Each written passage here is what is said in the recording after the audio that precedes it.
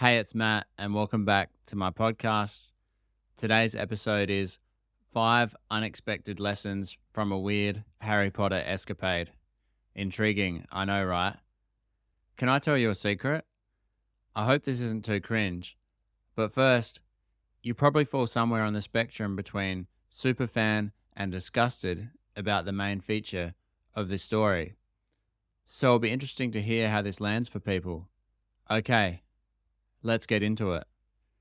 Remember the buzz in the lead up to the last Christmas break? My wife loves rewatching all those classic holiday movies every year. You know the ones. But now I'm not really a sucker for romantic comedies, so I mostly tune out while she gets her fix. Except for Home Alone or Die Hard, in that case, I'm in.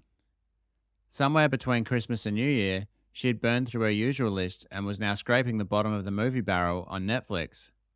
But then I got the question, will you watch Harry Potter with me?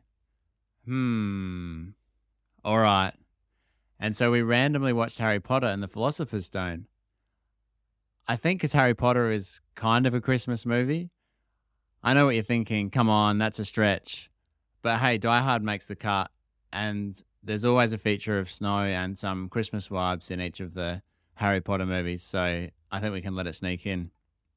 Now, I don't know why I feel the need to associate snow with Christmas because I live in Australia where it's a boiling hot summer over this period and it feels like the furthest thing away from snow or the wintry vibes you see in the Northern Hemisphere.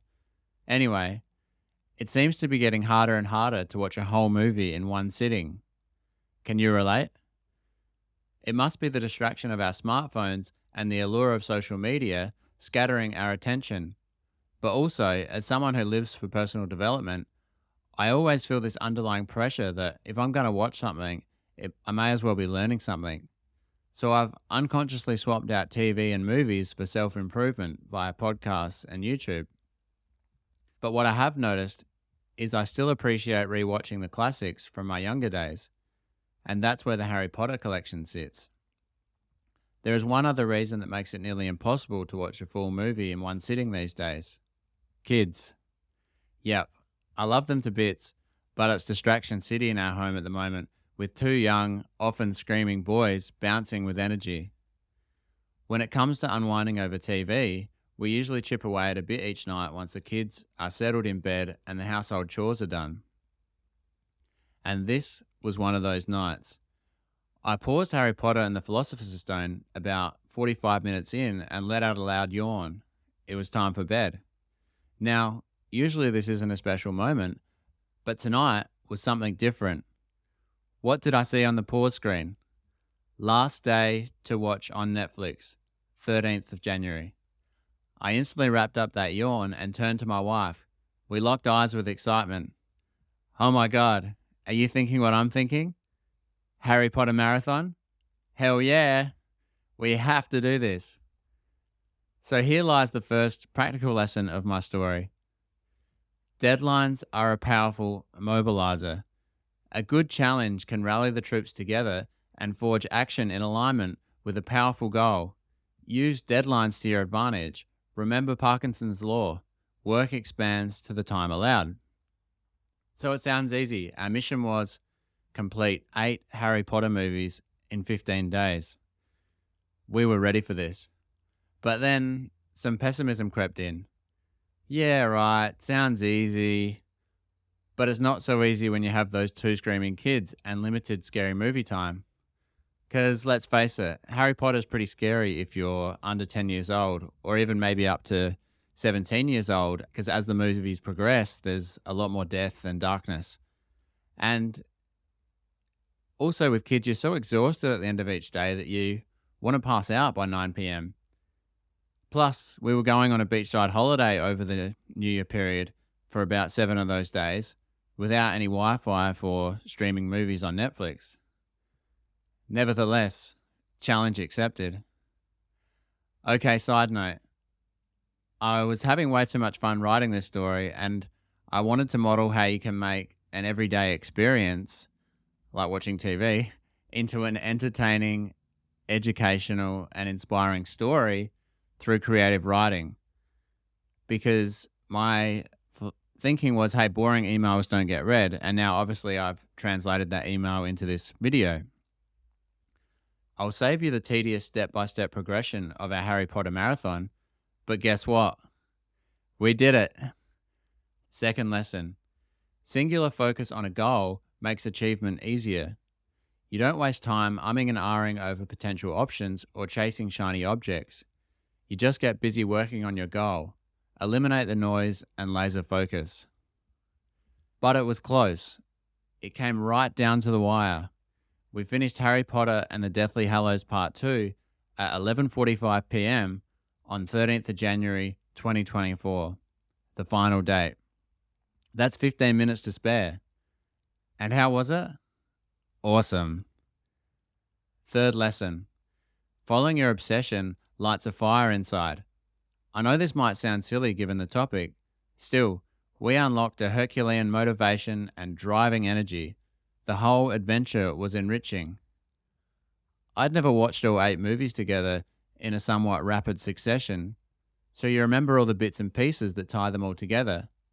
It's much better than the year or so apart as the movies were originally released. Fourth lesson.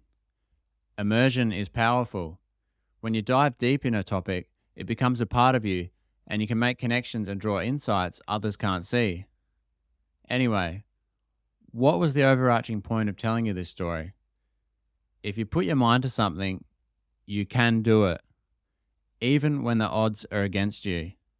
Focus. And what is my main takeaway from Harry Potter's journey? Courage. Yep, the courageous win. I invite you to bring a little courage to how you show up as a leader today. And here's a quote from the movie by Professor Albus Dumbledore. It is our choices, Harry, that show what we truly are, far more than our abilities. Great quote. And now, our final and fifth lesson. Courage wins. You must show up bravely, stand by your values, take action in the face of your fears, and lead your tribe through adversity. And that's it. Now, before you go, I'd like to leave you with a parting question, which I invite you to answer in the comments. Why did you need to hear this story in your life today? And as a little bonus, if you are a Harry Potter fan, I'm curious if you could tell me, what Hogwarts house would you be in? Now, I found this little table on the internet and it outlines the house and the values, which may help you find clarity on that. So here we go with Gryffindor, bravery, helping others and chivalry. Hufflepuff, hard work, patience, loyalty, and fair play. Ravenclaw, intelligence, knowledge, planning ahead, and wit. Slytherin, ambition, cunningness, heritage, and resourcefulness. So which one of those do you fall into? Gryffindor, Hufflepuff, Ravenclaw, or Slytherin? Or maybe they don't resonate. What if you created your own house? What would that be called? And what would the core values be? You unlock a part of your hidden power when you lead with your values. So don't shy away from them. Own them. Thanks for joining me today. I hope you enjoyed that. It was a bit more of a playful vibe today. I had a lot of fun creating that. And if you enjoyed that, I invite you to join my newsletter, the Matt K. Head Letter, which goes out every week. I'll put a link in the description. If you'd like to work with me, I'll put a link there as well. Thanks again, and I look forward to seeing you again next time. Cheers.